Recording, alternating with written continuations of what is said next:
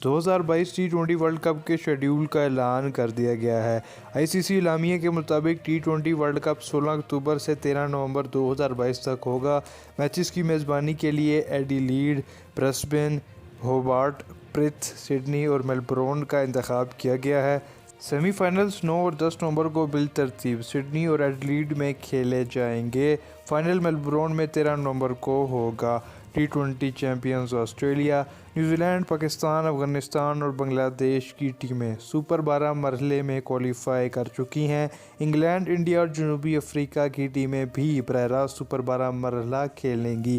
ताहम Namibia, Scotland, Sri Lanka और West Indies की टीमें राउंड 1 में खेलेंगी। ऑस्ट्रेलिया में होने वाले वर्ल्ड कप के लिए बाकायदा 4 टीमें 2 क्वालिफाइंग टूर्नामेंट से आएंगी।